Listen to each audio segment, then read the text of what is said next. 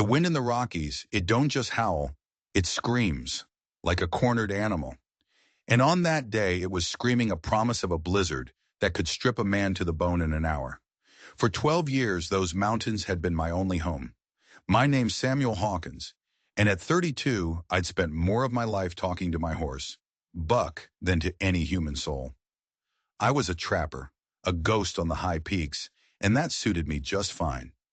Civilization was a memory I'd buried deep, along with everything else I'd lost back in Missouri.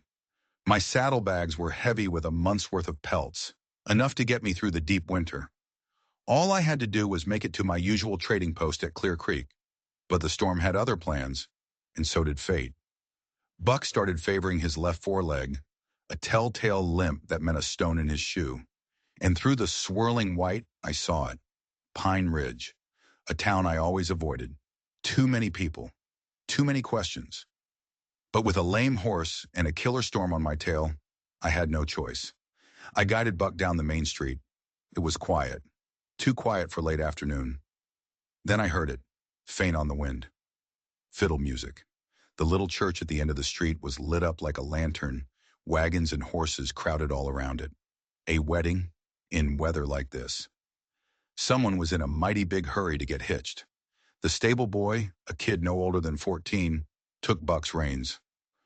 "Mr. Morrison's marrying that woman from back east," he said, his eyes wide. "Pretty as a picture, they say." I just grunted. Town gossip was a language I'd long forgotten. I needed a room, a hot meal, and an early start. That was the plan. But you know what they say about plans. I took a room at the inn across from the church. The clerk warned me the celebration might get loud. I told him it wouldn't bother me. I was just turning to head upstairs when the church doors burst open. Music and laughter spilled out into the snow. The wedding party? I stopped. I don't know why. Maybe it was the light, the sound of life in a world that was usually just wind and silence. The groom came out first. A man in his 40s, built like a bulldog in a suit that was too tight. James Morrison. I knew the name. He ran the biggest freight company in the territory, a man known for crushing anyone who got in his way. His small eyes scanned the street like he was looking for threats, and his hand gripped his new bride's arm like she was property he was afraid of losing. And then I saw her. She stepped out of the church, a simple white dress against the gray snow. She lifted her head and the veil shifted. And my heart, a thing I thought had turned to stone years ago, it just stopped. I knew that face. I knew the delicate curve of her jaw, the way she tilted her head. It was impossible. It couldn't be. She turned as if she felt my eyes on her and looked straight at the inn window. Her own eyes widened, her lips parted, and in that one frozen moment, 20 years of ice inside me cracked wide open. She pulled her arm from Morrison's grip. He said something, his face darkening, but she ignored him. She started walking, right toward the inn, her white dress dragging through the dirty snow. She didn't seem to notice. Her eyes never left mine. I was moving too, pulled by a force I hadn't felt since I was a boy. I pushed the inn door open and stood there as she came closer. Up close, the girl I remembered was gone. In her place was a woman, tired and beautiful, with gold flecks in her green eyes that I remembered like they were my own. She stopped right in front of me, so close I could feel the cold coming off her dress. "Do you recognize me, mountain man?" she whispered, her voice almost lost in the wind. "I was your childhood neighbor." The words hit me like a physical blow. Libby Turner, the girl who caught fireflies with me in mason jars. The girl whose family vanished one night after a barn fire took her father. The girl I thought I'd never see again. "Libby," I managed to say, my voice a rusty hinge. A sad smile touched her lips. "No one's called me that in years. It's Elizabeth now. Elizabeth Morrison. As of about 10 minutes ago." Morrison's voice boomed across the street. "Elizabeth, what in blazes are you doing?" She flinched, a small, terrified movement, but she didn't look away from me. Her cold fingers reached out and brushed my hand where it rested on the doorframe, a touch that felt more like a desperate plea. "I'm glad I got to see you again," she whispered. "I'm glad to know you're alive." Then he was there, grabbing her arm, yanking her back. His grip left white marks on her skin. "You'll excuse my wife," he snarled at me, his eyes full of cold fury. "She's overtired." Elizabeth let him lead her away, but her eyes stayed locked on mine. And in them, I saw something that wasn't just surprise or nostalgia. It was raw, naked fear, and it was a plea for help. I stood there in the doorway, the snow swirling around me, as they disappeared toward a big house at the edge of town. My mind was a whirlwind. Libby Turner. Here, married to that animal. I went up to my room, but I knew I wouldn't be sleeping. The storm outside was nothing compared to the one that had just broken inside me.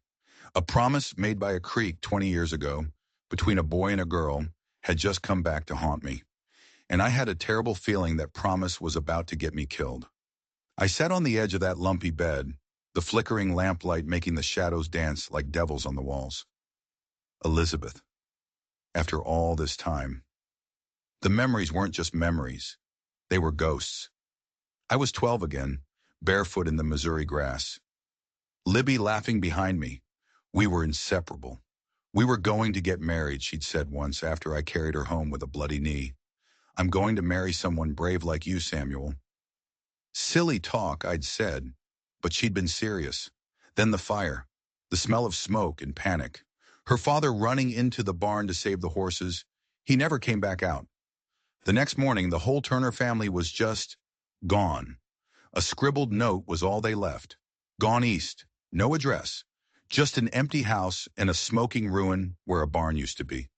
20 years of silence, until tonight. And now the image I couldn't shake was Morrison's hand on her arm. The fear in her eyes wasn't just about him being angry. It was deeper. It was the fear of a trapped animal. I knew Morrison's reputation. A hard man. A cruel man. There were whispers about freight drivers who'd crossed him and ended up missing. Rumors about claim jumpers found dead on land he wanted. Why would the sweet, gentle Libby I knew marry a man like that? A knock on the door startled me. It was the stable boy. "Horses all settled, mister. Found that stone, just like you said." I gave him a coin. "You were at the wedding," I said, trying to sound casual. He nodded. "Mr. Morrison, he brought in food from Denver and everything." I had to know more. "The bride, she from around here?" "No, sir. Came in on the stage from Philadelphia a couple months back. Her and her mother." The boy's face fell. "Her mother, she took sick. Lung fever. Died last week. Guess that's why the wedding was so quick. Mr. Morrison, he offered to take care of everything." It clicked into place. Alone, grieving, penniless. Morrison hadn't courted her. He'd trapped her. He'd offered security, a respectable name. But what was the price? "Did she seem happy?" I asked. The boy shuffled his feet. "Well, she's a lady. They don't show much. But my ma, she does the washing for the Morrison house. She says he's got a terrible temper when he drinks." A terrible temper. The white marks on her arm flashed in my mind. After the boy left, I couldn't sit still. I needed air, even if it was full of ice and snow. I pulled on my coat and went downstairs. The saloon across the street was my only option.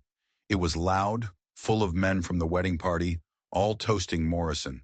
I found a dark corner and ordered a whiskey. "To Morrison!" a man shouted. "May his new bride give him strong sons." Another man laughed, a cruel, ugly sound. "And may she survive the process." His first one didn't last 2 winters. My blood ran cold. He'd been married before. 2 men at the next table were talking low, but my ears, trained by years of mountain silence, caught every word. "That's what Morrison wanted," one said. "A refined lady to give him class. He's got political ambitions." His friend snorted. "Well, she'll look good on his arm if she lasts. You didn't hear about his first wife, Margaret? Took a tumble down the stairs one night. Broke her neck. Morrison had an alibi. He was playing cards right here in this saloon." "Accidents happen," the first man said. "Sure they do," his friend whispered. "Funny thing, though. The doc said she had bruises that didn't match the fall. Old ones. But Morrison paid for a fancy funeral, and folks stopped asking questions." I threw my whiskey back and left, the bitter taste burning my throat. I stood in the middle of the street, the wind tearing at me, and stared at the lights of the Morrison house.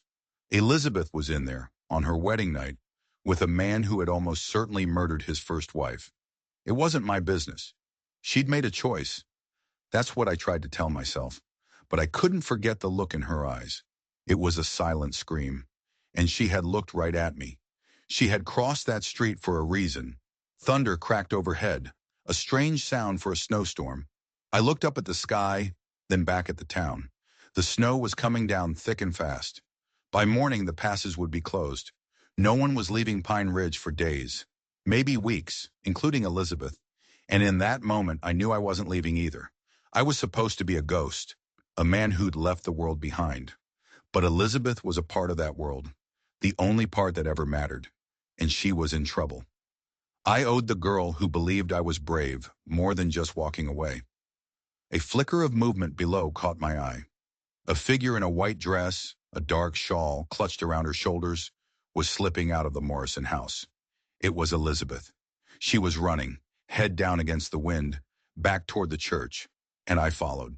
She slipped through a side door of the empty church. I gave her a moment, then followed, my moccasins silent on the stone floor. She was kneeling in the front pew, her body shaking with sobs, the only light coming from the candles on the altar. Elizabeth! She spun around, a hand flying to her mouth. When she saw it was me, some of the terror left her eyes, replaced by a desperate exhaustion. Samuel, I needed to be alone. I walked toward her slowly, like I was approaching a spooked deer. Close up, I could see the red mark on her wrist where Morrison had grabbed her. Are you hurt? I asked. A bitter laugh escaped her. Not yet. He's still celebrating with his associates. I told him I felt faint. She looked up at me, her green eyes swimming with tears. Oh, Samuel, what have I done? I sat in the pew beside her, leaving a careful distance between us. The stable boy told me about your mother. I'm sorry, Libby. The old name slipped out and she didn't correct me. She was all I had left, she whispered. When she died, I had nothing. No money, no family. Mr. Morrison, he seemed so kind at first. He paid for the funeral. He settled our debts. He made it sound like a business arrangement. She touched the mark on her wrist. Now I know what I've traded my life for. She turned to me, her voice urgent. Do you ever think about Missouri? About that last summer? Every day, I admitted, the words coming out before I could stop them. I thought I'd never see you again. We had to run, she explained. Father had borrowed so much money. After he died, the creditors would have taken everything. We changed our name. Mother wanted to forget everything about that place. I looked for you, I told her quietly. I rode to Independence that winter and asked for the Turners. No one knew where you'd gone. So they'd become the Carters. A different name, a different life. A life that had led her here, to this cold church, on a wedding night that felt more like a funeral. She stood up, pulling the shawl tighter. I have to go back. He'll be looking for me. As she passed, I reached out and caught her hand. If you need help, I said, my voice low and fierce, anything at all, you come to me. I'll be at the inn. She squeezed my fingers, a fleeting moment of warmth. You always were trying to rescue things, Samuel Hawkins, she whispered. But this isn't a baby bird with a broken wing. Did you choose this life? I asked her. Or did it choose you? She had no answer. She just pulled her hand away and slipped out into the storm. I stayed in that church for a long time, watching the candle flames dance. I hadn't prayed in 20 years, but I prayed then. I prayed for the strength to be the brave man Libby Turner once believed I was, because I knew, as sure as the storm raged outside, that she was going to need him, and soon. The next morning, the world was buried in 2 feet of snow, silent and white under a bitter cold sun. The passes would be impassable. I should have been on my way, back to my cabin, back to my solitary life. But I couldn't leave. I stood at my window, watching the smoke curl from the chimney of the Morrison house. Downstairs, the innkeeper, Josiah Pritchard, was full of gossip. Quite a storm last night, he said, pouring me a coffee. Though I wager it was fiercer inside the Morrison house. I looked up. What do you mean? He leaned in close. Mrs. Dobbs, the cleaning woman, she came by this morning. Said there was a hell of a commotion. Shouting, things breaking. The new Mrs. locked herself in her room. On her wedding night, Morrison was pounding on the door, drunk and roaring like a bear. Woke the whole house. My hand tightened on the mug. Is she all right? Far as anyone knows, doors stayed locked all night. Morrison gave up around dawn and went to his office. Pritchard gave me a shrewd look. You know the lady, don't you? We were neighbors. As children, I said carefully. He shook his head. Well, she's made her bed. Morrison's not a man to cross, and the law gives a husband all the rights. The law? I spat the word in my mind. The law wasn't going to help her. After breakfast, I walked the town. I told myself I was checking on Buck, buying supplies. But really I was hunting. Not for game, but for information. Every conversation was a piece of a puzzle, and the picture it was making was dark and ugly. At the general store, the clerk told me Morrison's freight business was failing. The new railroad was killing him. That's why he married her, the clerk confided. A fancy wife from the East with connections. He thinks she can open doors for him. At the blacksmith's, I heard more about the first wife, Margaret. She was a local girl, the smith said, hammering a horseshoe with furious energy. Quiet, kept to herself. The night she died, I was working late. I saw Morrison run out of the house shouting that she'd fallen. But here's the thing. It was the middle of the night, but he was fully dressed, boots and all, and his boots were clean. No snow, no mud. You telling me a man hears his wife fall down the stairs and stops to get fully dressed and wipe his boots before running for help? By midday, I had my answer. Morrison wasn't just a brute. He was a cornered animal, driven by debt and ambition. He saw Elizabeth not as a wife, but as an investment, a tool. And when his tools broke, he threw them away. I was heading back to the inn when I saw her. She was walking down the boardwalk, a basket on her arm, her face hidden by a bonnet. But I knew her walk. I waited until she came out of the millinery shop. I saw her hands shaking as she paid the owner. Mrs. Morrison, I said, tipping my hat. She jumped, then quickly composed herself. Mr. Hawkins. Up close, it was worse. The sleepless night was etched on her face. But there was something else. A faint, purplish bruise on her cheek, poorly hidden by powder. My blood turned to ice. Walk with me, I said quietly. She hesitated, then nodded. We walked down the main street, a proper distance between us, like two strangers. He didn't mean to, she said suddenly, her voice barely a whisper. He'd been drinking. He has particular ideas about a wife's duties. When I disagreed, he got angry. He struck you, I stated, my voice flat and hard. Just once, she said, as if that made it better. He apologized this morning. He sent white roses to my room. She gave a hollow laugh. As if flowers could erase what I saw in his eyes. What did you see? Rage. Pure, cold rage. Because I had defied him. Oh, Samuel, I've made a terrible mistake. But the law says I belong to him now, like his horses. We reached the end of the town, where the forest began. She stared into the trees. Sometimes I think about just walking into those woods and disappearing, she whispered. You wouldn't last a day, I said, more harshly than I intended. Not in winter. I know, she said, turning to me, her eyes desperate. Even if I had the courage to run, I lack the skills to survive. But you don't. You're free out there. It's not freedom, I told her, the truth of it hitting me for the first time. It's hiding. I see that now. She had to go back. Dinner had to be on the table at 6. Maybe if she was a good, obedient wife, he would be kind. She didn't believe it, and neither did I. That night I was back in the saloon listening. Morrison was at his corner table bragging about his new wife's connections in Philadelphia. Then chaos erupted outside. Shouts. Horses. A freight wagon sat in the middle of the street. The driver slumped over, blood dripping into the snow. It's Patterson, someone yelled. He's been shot. The wagon had been hit. The freight boxes were smashed open, empty. It was Morrison's big shipment, the one meant to save his business. Apache, someone muttered. But I knew better. The wounds were from bullets, and the robbers knew exactly which wagon to hit. It was an inside job. Morrison put on a great show of rage, but I saw something in the eyes of his men. They weren't surprised, not at all. Late that night, I couldn't sleep. I found myself circling the Morrison house like a wolf. A light was on in an upstairs window. Her room. I watched as a shadow crossed the curtain, then another larger shadow. I heard voices rising and falling. Elizabeth's pleading, Morrison's snarling. Then a crash, the sound of furniture splintering. I ran for the door, but it was locked solid.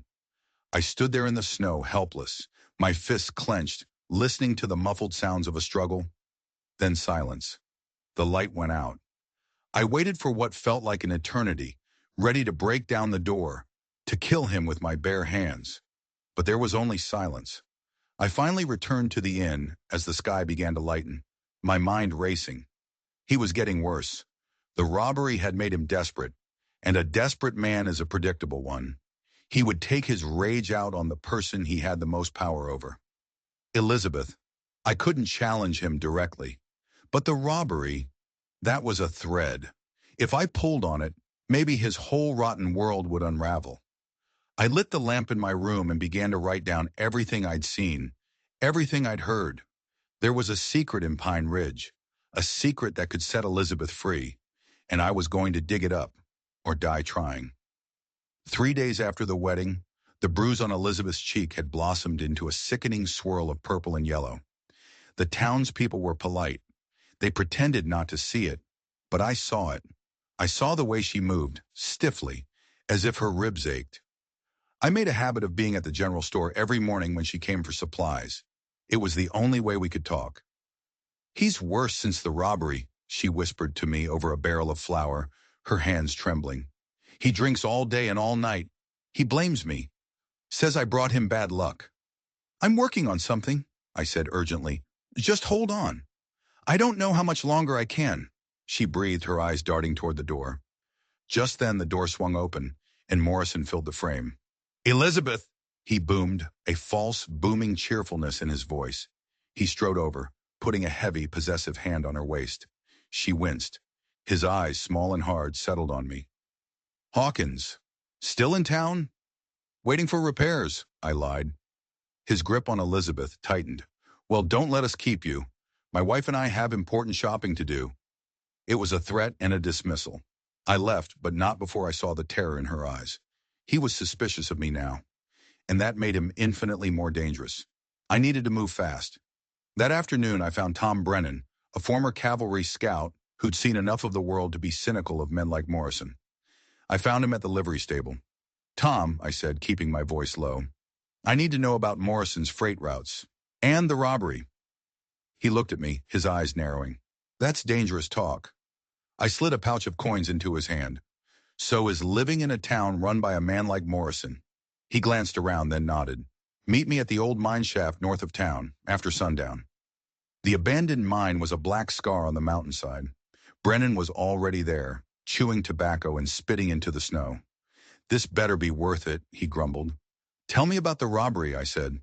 "Inside job," he said without hesitation. "Had to be. They knew the exact route, the exact time. Only a handful of Morrison's most trusted men knew that schedule." "So who robbed him? A competitor?" Brennan shook his head. "Competitors are too scared of him. My guess? It was Morrison himself." The thought was so audacious it took my breath away. Rob his own shipment? "Think about it," Brennan said. "He's drowning in debt. That shipment was insured for twice what it was worth. He stages a robbery, collects the insurance money, and he still has the goods stashed somewhere to sell later. It's the perfect crime." It made a terrifying kind of sense. "Can you prove it?" "Me? No. But his bookkeeper might be able to. Clarence Headley, a nervous little fella. Looks like a rabbit who's seen a hawk. If Morrison is cooking the books, Headley's the one holding the pan." The next morning the news was worse. Mrs. Dobbs, the cleaning woman, was at the inn, her face pale. "It's Mrs. Morrison," she whispered to the innkeeper. "She's taken ill, locked in her room. Morrison won't even let the doctor see her." But Mrs. Dobbs knew the truth. "I saw her yesterday, trying to leave the house with a small bag. He caught her at the door, dragged her back upstairs. The sounds. I don't want to think about the sounds. He was holding her prisoner. I couldn't wait another second. That night I went to Clarence Headley's house. He opened the door a crack, his eyes wide with fear. "Mr. Headley," I said, "my name is Hawkins. We need to talk about James Morrison and his fraudulent insurance claims." The color drained from his face. He knew he was caught. He let me in. "How did you know?" he whispered, his hands shaking so badly he could barely pour himself a whiskey. "I know he's going to kill her," I said, skipping the pleasantries. "Just like he killed his first wife." The mention of Margaret made him flinch. "He is," Headley admitted, his voice cracking, "when she's no longer useful or when she defies him one too many times. He talks about it when he's drunk, how she'll have an accident. Then help me stop him." He stared at me for a long moment, then seemed to make a decision. "I have the ledgers," he said. "The real ones. They show everything. The debts, the fake insurance policy, the payoffs to the men who staged the robbery." He pulled them from a hidden compartment behind a loose brick in the fireplace. "Take them. Get them to Judge Carlton. He's the only honest man with enough power to stop Morrison." I took the heavy books. "Get out of town, Headley, tonight." "What about Mrs. Morrison?" "I'll handle it." But as I stepped out of Headley's house, I saw a hellish orange glow against the night sky. It was coming from the direction of the Morrison house. Flames were licking at the clouds. I ran. The carriage house was an inferno. Men were shouting, horses were screaming. Morrison was standing on the lawn in his nightshirt, a bucket in his hand, putting on a show of fighting the fire. And then I saw her, a silhouette in an upstairs window. Elizabeth, pounding on the glass. "She's locked in!" someone yelled. Morrison looked up, a flicker of something monstrous in his eyes. "The door must have jammed," he shouted. "The heat must have warped the frame." Liar. I didn't think. I just acted. I grabbed a fire axe and charged into the burning house. The smoke was a choking black wall, but I remembered the layout from my nights of watching. I took the stairs two at a time, the heat blistering my skin. Her door, locked from the outside. The bolt was slid shut. I swung the axe. Once, twice. The wood splintered and the door flew open. Elizabeth fell into my arms, coughing and gasping, her nightgown singed. "He locked me in," she choked out. "When the fire started, he locked me in." "I know," I said, scooping her up. I carried her down through the smoke and flames and out into the cold night air. The crowd surged around us, wrapping her in blankets. Morrison rushed over, the concerned husband. "Thank God you saved her, Hawkins. That damn lock." "It wasn't jammed," I said, my voice loud enough for everyone to hear. "It was locked. From the outside. I saw the bolt." A murmur went through the crowd. Morrison's face turned purple with rage. "You're mistaken. In the confusion." "There was no confusion," I said, staring him down. "Just like there was no confusion about the bruises on your first wife." The accusation hung there in the air, sharp and deadly as a shard of ice. He took a step toward me, but just then, Dr. Whitman pushed through the crowd. He began tending to Elizabeth, and as he checked her for smoke inhalation, his hands found the bruises on her arms, her ribs. His face grew grim. He looked up at the crowd, then at Morrison. "This woman has been severely beaten," he announced, his voice ringing with authority. "And these injuries are not from any fire." The murmur became a growl. Morrison was trapped, exposed, the monster revealed for all to see. And I still had the ledgers. Elizabeth looked at me, her eyes full of a terrifying, fragile hope. The fire was out, but the whole town was about to explode. Dr. Whitman was a man of medicine, but that night he was a man of courage. He declared Elizabeth needed to be under his care, and with his wife at his side, escorted her to his home, defying Morrison's furious protests. The crowd, their eyes opened by the fire, and the doctor's words formed a silent, menacing wall that Morrison didn't dare cross. He turned on me instead, his voice a low, venomous hiss. "This isn't over, Hawkins. She is my wife. The law is on my side." "The law doesn't protect men who try to burn their wives alive," I shot back. His eyes were the eyes of a cornered wolf. "I own this town," he snarled. "We'll see about that," I said, turning my back on him. I went straight to my room at the inn, retrieved Headley's ledgers, and walked them to the boarding house where Judge Carlton was staying. He was an old, stern man with a reputation for being incorruptible. He read through the ledgers by lamplight, his expression growing grimmer with every page. Insurance fraud, conspiracy, theft, he said, his voice like gravel. And this is just what's on paper. Combined with Dr. Whitman's testimony and the fire, I'll issue warrants for his arrest at dawn. But Morrison wasn't a man who waited for dawn. By noon the next day, after the sheriff had served the warrants, Morrison had already posted an exorbitant bail. He was free and he was hunting for me. I'd anticipated it, hiding out in an old prospector's shack on the edge of town. From my hiding place, I watched as the sheriff, emboldened by the judge, arrested 2 of Morrison's men. They confessed to the staged robbery within the hour. The cracks in Morrison's empire were turning into chasms, but he was still free, and Elizabeth was still, legally, his wife. That evening, Mrs. Whitman brought me a message. Elizabeth wanted to see me. I slipped through the back alleys to the doctor's house. She was sitting by the fire, looking pale and fragile, but her eyes held a new fire of their own. "Thank you, Samuel," she whispered as I entered. "He would have left me to die." "How are you?" I asked, my heart aching at the sight of the dark bruises on her face. "Sore," she said with a weak smile, "but alive. And for the first time in months, I'm not afraid." But her expression quickly clouded over. "He's right, though, isn't he? About the law. A wife is her husband's property. No matter what he's done, eventually, I'll have to go back to him." "No," I said, my voice harder than I intended. "That will never happen. I won't let it." "How can you stop it? You're just one man, Samuel." Just then, Dr. Whitman came in, his face etched with worry. "There's news. Morrison has gathered his men at the saloon. He's telling everyone you're a horse thief and a kidnapper. He's whipping them into a frenzy. He's talking about taking back his wife and dispensing some frontier justice. A lynch mob. He was forming a lynch mob." "Samuel, no," Elizabeth cried, trying to stand. "You can't face them all." "I don't intend to," I said, turning to the doctor. "Keep her safe. Bar the doors. Arm yourself." I left before she could say another word. The streets were deathly quiet. I went first to the telegraph office and sent a wire to the U.S. Marshal's office in Denver. Then I went to the gunsmith and bought a second pistol and all the ammunition he had. I didn't go back to the shack. Instead, I climbed the ladder in the old church, up into the bell tower. From there, I could see everything. The doctor's house, the saloon, the main street. I learned to be patient in the mountains. I could wait. Around midnight, they came. A dozen riders, drunk and angry, with Morrison at their head. They rode straight for the doctor's house. But as they got closer, figures stepped out of the shadows.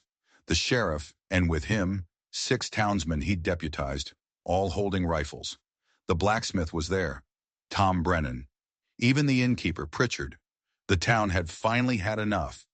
"Turn back, Morrison," the sheriff yelled. "There'll be no mob justice in Pine Ridge tonight." Morrison stared at the line of armed citizens, his face a mask of disbelief and rage.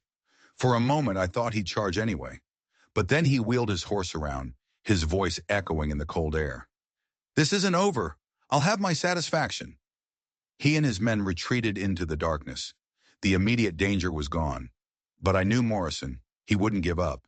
He would just get smarter and more vicious. The next morning brought a twist I never saw coming. A special courier arrived from Philadelphia with a letter for Elizabeth. I was with her when she read it. It was from a wealthy cousin she hadn't seen in years. He'd heard of her mother's death and her predicament. He was offering her a home, a job as a governess for his children, and he had already wired the money for her passage east, on the stagecoach that was leaving the very next afternoon. "It's a chance for a new life, Elizabeth," I said, my voice sounding hollow even to my own ears. "A safe life, a respectable life, everything I couldn't give her." She looked at me, her eyes searching my face. "What about you, Samuel?" "I'll go back to my cabin, back to the mountains." "Come with me," she said, her voice a desperate whisper. "Leave this place. We could start over. Together." I imagined it. A life in a crowded city, wearing stiff clothes, surrounded by noise and rules. A cage. "I don't belong in a place like Philadelphia," I said softly. "The wilderness. It's my home now." "Then I'll stay," she said, her chin set with a stubbornness I remembered from when she was a girl. "We'll face him together." "No," I said, stepping closer. my hand reaching up to gently cup her bruised cheek. You need to go. You need to be safe. As long as you're here, he'll never stop. Take this chance, Libby. Live. Tears streamed down her face. It's not fair. We just found each other. She kissed me then, a kiss filled with 20 years of what-ifs and a future that could never be. That night, word spread through the town. Morrison was gone. His house was dark, his office shuttered. Had he fled, knowing the marshals were coming? It didn't feel right. He wasn't a man who ran. As the sun rose, we found out why. Nailed to the doctor's front door was a single sheet of paper. The handwriting was jagged, furious. It said, Hawkins, noon, Main Street, come alone, or she dies anyway. He hadn't run. He'd laid a trap. He knew I wouldn't risk her life. He was calling me out for a duel, a final, bloody resolution. The sheriff tried to stop me. It's illegal, Sam. It's murder. If I don't go, I told him, checking my pistols, he'll hunt her to the ends of the earth. This is the only way she'll ever be truly free. He knew I was right. I went to see her one last time. Don't go, she pleaded, clinging to me. We can leave now. Run. I shook my head, memorizing the feel of her in my arms. He'll follow. I gently pushed her away. You get on that stage this afternoon. You'll be there to see me off, she said, her voice fierce, trying to will it into existence. You'll win, and you'll be there. I kissed her forehead and walked out without looking back. It was a pretty lie, and I would let her keep it for as long as she could. The town clock began to strike noon as I stepped onto the empty street. Morrison was waiting. He was dressed all in black, his face pale and unshaven, his eyes burning with a mad fire. I knew you wouldn't run, he called out. Too much pride. This isn't about pride, I said, stopping 20 paces from him. This is about justice. He laughed, a ragged, ugly sound. There's no justice out here, only what a man takes for himself. When I'm done with you, she'll be a widow, and a widow has even fewer rights than a wife. My blood froze. He wasn't just planning to kill me. He was planning to reclaim her afterward, a grieving widow with no one to protect her. The man was a demon. Time seemed to slow down. I saw his eyes narrow. I saw the twitch in his hand a split second before it moved. We drew at the same time. 2 shots exploded, echoing like a single crack of thunder. Morrison staggered back, clutching his shoulder, his gun falling into the dust. But a searing fire tore through my own side. I looked down.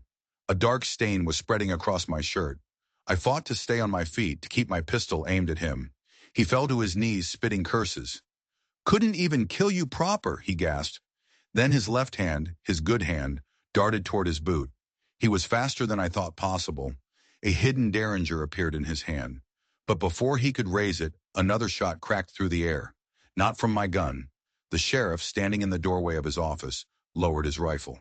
The derringer flew from Morrison's hand, and he collapsed face first into the dirt. I sank to one knee, the world spinning. I heard footsteps, Elizabeth screaming my name. The stage! I managed to gasp as she knelt beside me. Forget the stage, she cried, her tears falling on my face. Somebody get the doctor. The world went dark. I drifted on a sea of pain, vaguely aware of Dr. Whitman's voice, of Elizabeth's hands holding mine. When I finally woke, it was night. I was in a clean bed, my side tightly bandaged. Elizabeth was asleep in a chair beside me, her dress stained with my blood. She'd missed her stage. There'll be another, she said when she woke and saw me watching her. She told me the U.S. Marshals had arrived. Morrison was alive but would be going to prison for a very long time. You're free now, Libby, I said. Yes, she whispered, her hand tightening on mine. Free to make my own choices? And her first choice stunned me. Philadelphia was my mother's dream, not mine, she said, her eyes blazing with a new, fierce light. I don't want to be a governess. I want to go with you, to the mountains. I tried to argue. I told her about the hardship, the isolation, the danger. She just shook her head. I've spent my life living by other people's rules, Samuel. I chose safety, and it almost got me killed. I want to choose freedom. I want to choose my own life, and my life is with you. She was stronger than I ever knew, stronger than me. She had survived Morrison. She could survive anything. As I recovered over the next 2 weeks, the town treated us like heroes. Elizabeth sold the jewelry Morrison had given her and used the money to buy practical supplies: wool clothes, sturdy boots, a rifle of her own. The women of the town taught her things: how to preserve meat, how to treat a wound, how to load and fire her new rifle. She was a natural. The day I was well enough to travel, the whole town came to see us off. They had taken up a collection, loading a pack mule with enough supplies to see us through the winter. Elizabeth rode a strong mare she'd named Liberty. As we rode out of town, leaving the church and the saloon and the ghosts of Pine Ridge behind, she looked happier and more beautiful than I had ever seen her. "Any regrets?" I asked her. "Only that it took us 20 years to find our way back to each other," she said, her eyes on the mountains ahead. "Let's go home." But our story wasn't over. 2 days out, on a narrow trail high in the pines, a shot exploded from the rocks above us. I shoved Elizabeth from her horse and dove for cover as bark splintered where my head had been. "Did you think a prison wagon could hold me, Hawkins?" Morrison's voice echoed down the canyon, twisted with rage. He'd escaped, bribed a guard, killed him, and come after us. He wasn't alone. Gunfire erupted from 3 different positions. We were pinned down. Our horses bolted, taking most of our supplies with them. "When I shoot, run for those boulders!" I yelled to Elizabeth. "We go together," she yelled back, her jaw set. I fired a few shots to give us cover, and we sprinted for the rocks, bullets kicking up dirt around our feet. A bullet tore through my coat sleeve. Elizabeth cried out as one grazed her arm. We tumbled behind a massive granite boulder, breathing hard. We were trapped. His men were fanning out, trying to flank us. "Surrender, Hawkins!" Morrison screamed, "and I'll let you watch her die." "There's a gap," Elizabeth whispered, pointing to a narrow crevice between the rocks. It was our only chance. She scrambled through first, and I followed, firing back at our pursuers. We emerged on a steep, treacherous slope of loose shale, a deep gorge with a raging river at the bottom. Morrison appeared at the mouth of the passage, his arm in a sling, a pistol in his good hand. He fired, the bullet striking sparks near Elizabeth's head. We scrambled down the slope, half sliding, half falling, as his men fired from above. We reached the edge of a 20-foot cliff overlooking the churning water. There was nowhere else to go. "Can you swim?" I yelled over the roar of the rapids. "I grew up in Missouri," she yelled back. "What do you think?" I grabbed her hand. "Then hold your breath." As Morrison's men burst from the trees, I felt a searing pain tear across my ribs. A bullet had grazed me, but we were already in the air. We jumped. The water was a frozen shock, stealing the breath from my lungs. The current was a monster, pulling us under, smashing us against unseen rocks. I held on to Elizabeth, shielding her with my own body as we were swept downstream. Just when I thought my lungs would burst, the current threw us onto a small rocky beach. We lay there gasping, coughing up water, bruised and bleeding. Then absurdly, Elizabeth started to laugh, a wild, hysterical sound of pure relief. And I started laughing too. We were alive, but we weren't safe. We knew Morrison would follow the river. We tore strips from her petticoat to bandage our wounds and started moving. As dusk fell, we found a shallow cave hidden behind a curtain of willows. We huddled together for warmth, soaked and shivering. "I'm sorry," I whispered into the darkness. "I led you into this." "Stop," she said, her voice firm. "This is Morrison's evil, not yours. We will survive this, Samuel, together." A sound outside. Footsteps. My heart leaped into my throat. I drew my pistol, the only weapon we had left. "I know you're in there, Hawkins," Morrison's voice sneered from the darkness. "I saw your tracks. Sent my men the long way around. I wanted to finish this myself." He was alone, but he had a rifle, and we were trapped. "You want us?" I yelled back. "Come and get us!" His ugly laugh echoed in the night. "Oh, I will. But I'm going to enjoy this. You can sit in there and wonder when it's coming." His voice was cut short by the sharp crack of a rifle. A different rifle. There was a heavy thud, then silence. I waited, my pistol aimed at the cave entrance. "It's Tom Brennan," a familiar voice called out. "Morrison's down. Are you folks all right?" I stumbled out of the cave to see Tom and three other men from Pine Ridge standing over Morrison's body. "The whole town's been tracking you," Tom explained. "We knew he'd come after you. His men are already captured." Elizabeth emerged from the cave, and I pulled her into my arms, burying my face in her wet hair. It was over. For good this time. News of Morrison's death and the final uncovering of all his crimes cleansed Pine Ridge like a cleansing fire. The town that had once feared him now celebrated his demise. Elizabeth legally reclaimed her maiden name, and we prepared once again to leave for the mountains. This time, there would be no more ghosts from the past chasing us. The journey to my cabin was slow but peaceful. When we finally rode into the meadow where it stood, smoke curling from the chimney, Elizabeth breathed, "It's perfect." And it was. We spent the next weeks turning my trapper's shack into a home. She was a natural in the wilderness, learning to track and hunt, her spirit stronger and wilder than I had ever imagined. The city girl was gone, replaced by a mountain woman, my partner in every sense of the word. One evening, as the first big snow of winter began to fall, I pulled two simple gold bands from my pack. Our friend old Pete, a trapper who was also an ordained minister, performed the ceremony right there in our cabin, with the snow falling outside. We weren't married by the laws of civilization, but by the laws of the heart, by a bond forged in fire and water and blood. We had found our own kind of justice, our own kind of peace. We built a life there, a real life, filled with hardship and beauty.